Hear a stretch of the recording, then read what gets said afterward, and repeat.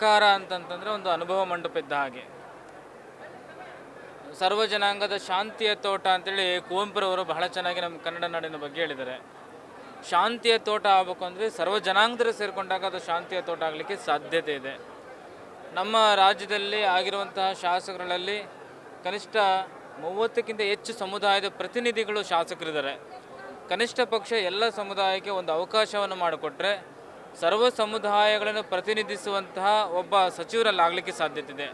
ಆ ಹಿನ್ನೆಲೆಯಲ್ಲಿ ಬೋವಿ ಸಮುದಾಯಕ್ಕೂ ಸಾಮಾಜಿಕ ನ್ಯಾಯದಡಿಯಲ್ಲಿ ಪರಿಶಿಷ್ಟ ಜಾತಿಯ 3ನೇ ಅತಿ ದೊಡ್ಡ ಸಮುದಾಯಕ್ಕೆ ಅವಕಾಶವನ್ನು ಮಾಡಿಕೊಡಬೇಕು. ಹಾಗೆ ಬಂಜಾರ ಸಮುದಾಯದರು ಕೂಡ ಈ ಪಕ್ಷ ಆಡಳಿತಕ್ಕೆ ಬರಲಿಕ್ಕೆ ಬಹಳ ದೊಡ್ಡ ಕೊಡುಗೆಯನ್ನು ಕೊಟ್ಟಿದ್ದಾರೆ. ಪರಿಶಿಷ್ಟ ಜಾತಿಯಲ್ಲಿ ಅವರನ್ನು ಕೂಡ ಗಣನೆಗೆ ತೆಗೆದುಕೊಳ್ಬೇಕು ಅಂತೇಳಿ ಈಗಾಗಲೇ ಸರ್ಕಾರದ ಪ್ರಮುಖರಾಗಿರುವಂತಹ ಈಗಿನ ಮುಖ್ಯಮಂತ್ರಿಗಳಾಗಿರೋ ಶಿವಕುಮಾರ್ ಅವರಿಗೂ ನಿಕಟಪೂರ್ವ ಮುಖ್ಯಮಂತ್ರಿಗಳಾಗಿರುವಂತಹ ಸಿದ್ದರಾಮಯ್ಯವ್ರಿಗೂ ಕಂಡು ನಾವು ಅದನ್ನು ಮನವರಿಕೆಯನ್ನು ಮಾಡಿ ಬಂದಿದ್ದೀವಿ.